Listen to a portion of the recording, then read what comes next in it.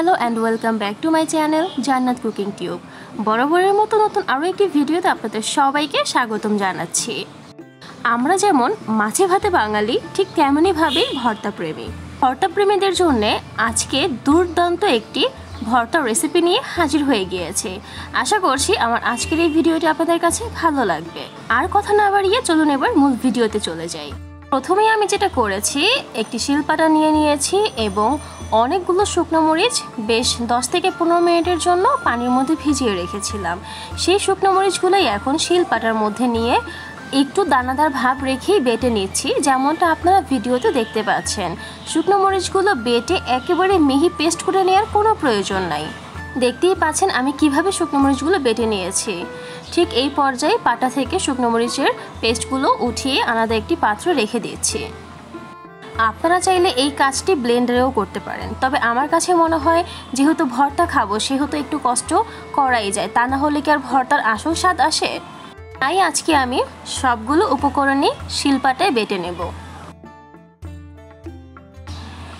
এই পর্যায়ে প্রায় 10টি রসুনের কোয়া নিয়ে নিয়েছি এবং কোয়াগুলো খোসা ছাড়িয়ে খুব ভালো করে পরিষ্কার করে শিলপাটায় নিয়ে আধা ছেঁচা করে নেব, অর্থাৎ একটু থেতলিয়ে নেব, যেমনটা আপনারা ভিডিওতে দেখতে পাচ্ছেন।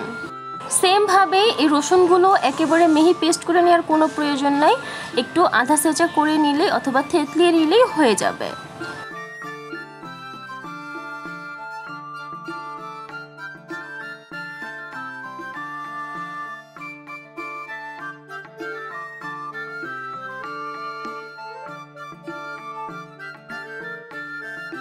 একইভাবে রসুনগুলো পেস্ট করে নেওয়া হয়ে গিয়েছে, এখন পাত্রে উঠিয়ে রাখছি।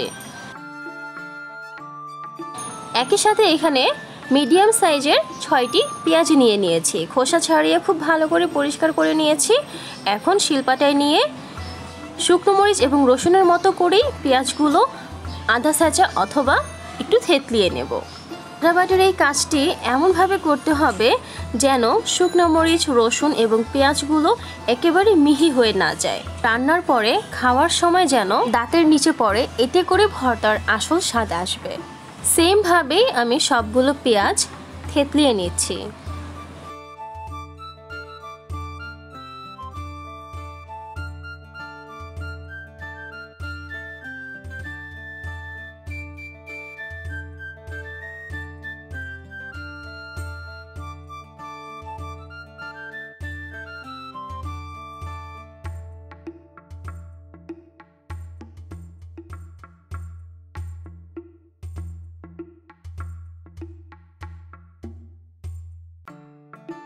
আপনারা দেখতেই পাচ্ছেন আমি কিভাবে পেঁয়াজগুলোকে থেতলিয়ে নিয়েছি, অর্থাৎ আধ ভাঙা করে নিয়েছি।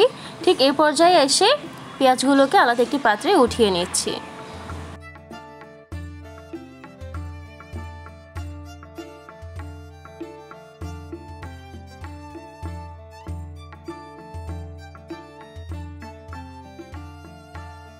ভর্তা তৈরি করার জন্যে যা যা বেটে নেওয়ার প্রয়োজন ছিল আমি সব কিছু বেটে নিয়েছি। এখন এখানে মোস্ট ইম্পর্ট্যান্ট একটি ইনগ্রেডিয়েন্টস নিয়ে নিয়েছি, সেটা হচ্ছে লেবু পাতা। অবশ্যই ট্রাই করবেন এই ভর্তাটিতে লেবু পাতা অ্যাড করার জন্য, এতে করে স্বাদ এবং ফ্লেভার দুটোই দুর্দান্ত আসবে। এই পর্যায়ে চুলায় একটি হাঁড়ি বসিয়ে দিয়েছি এবং এর মধ্যে রান্নার রেগুলার সয়াবিন তেল অ্যাড করে দিচ্ছি প্রায় 150 গ্রাম।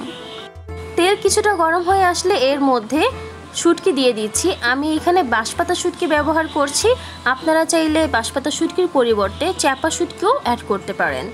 চুলার আঁচ মিডিয়াম হাই ফ্লেমে রেখে শুটকিটাকে খুব ভালো করে তেলের সাথে ভেজে নেব। যেহেতু বাঁশপাতা শুটকি অ্যাড করেছি সেহেতু শুটকির মাঝখানের যে বড় কাঁটাটা এটা আমি আলাদা করে উঠিয়ে ফেলে দেব।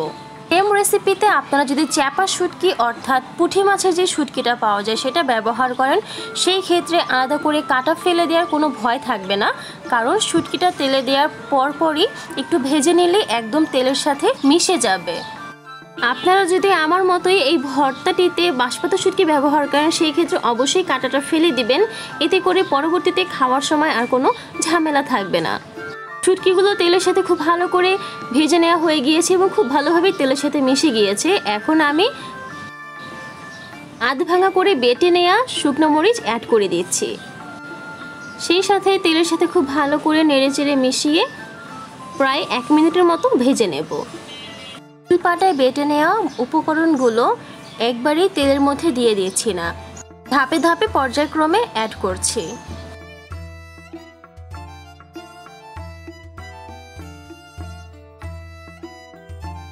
শুকনো মরিচটা হালকা ভেজে নেওয়া হয়ে গেলে অ্যাড করে দিচ্ছি রসুনের পেস্ট। একইভাবে রসুনগুলো প্রায় 1 মিনিটের মতো ভেজে নেব।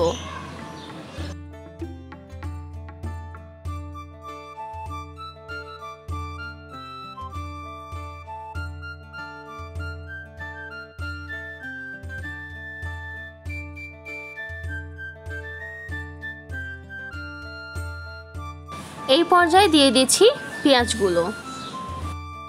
এরই মাঝে দেখতেই পাচ্ছেন আপনারা কত সুন্দর একটা কালার চলে আসছে। আমি কিন্তু এখনো পর্যন্ত এইখানে কোনো প্রকার মশলা অ্যাড করিনি। শুকনো মরিচ, রসুন এবং পেঁয়াজগুলো একসাথে খুব ভালো করে চুলার আঁচ মিডিয়াম টু লো ফ্লেমে রেখে বেশ কিছুক্ষণ নেড়েচেড়ে রান্না করে নেব।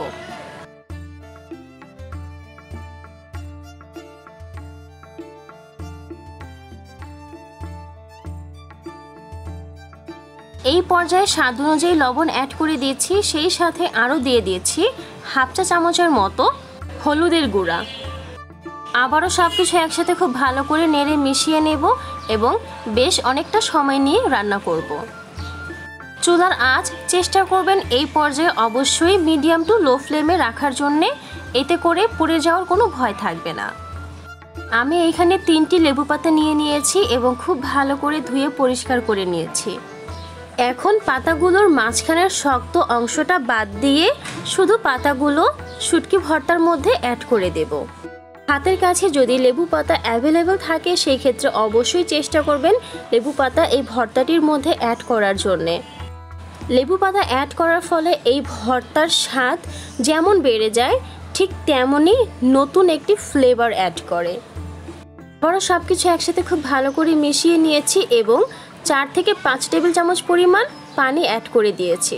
এতে করে মশলার কাঁচা স্মেল চলে যাবে এবং মশলাগুলো খুব সুন্দরভাবে কষানো হবে। এই পর্যায়ে চুলার আঁচ মিডিয়াম টু হাই ফ্লেমে রেখে একটু পরপর নেড়ে দিতে হবে এবং বেশ কিছুটা সময় নিয়ে রান্নাটা করে নিতে হবে। প্রায় 4 থেকে 5 মিনিট পর দেখবেন উপকরণগুলোর কালার কিছুটা পরিবর্তন হয়েছে এবং তেলটাও সেপারেট হয়ে গিয়েছে। যেমনটা ভিডিওতে দেখতে পাচ্ছেন ঠিক এই পর্যায়ে বুঝে নেবেন আপনার শুটকি ভুনা বা ভর্তা রেডি হয়ে গিয়েছে সার্ভ করার জন্য। এই শুটকি ভুনা বা ভর্তাটির একটি বিশেষত্ব হচ্ছে আপনারা চাইলে এই ভর্তাটি প্রায় 7 থেকে 10 দিন একটি এয়ারটাইট কন্টেনারে করে ফ্রিজে সংরক্ষণ করে খেতে পারবেন। গরম ভাত, খিচুড়ি, পোলাও, বৌয়া ভাতের সাথে এই ভর্তাটি ভীষণভাবে জমে যাবে। আমার আজকের এই রেসিপিটা আপনাদের কাছে কেমন লেগেছে অবশ্যই কমেন্ট করে জানাবেন। যদি ভালো লাগে তাহলে একটি লাইক করে দিবেন। এইরকম সহজ এবং নিত্য নতুন আরও রেসিপি পেতে আমার চ্যানেলটি সাবস্ক্রাইব করে রাখতে পারেন। আজকে এই পর্যন্তই, দেখা হবে পরবর্তী কোনো ভিডিওতে। ভালো থাকবেন সবাই, আল্লাহ হাফেজ।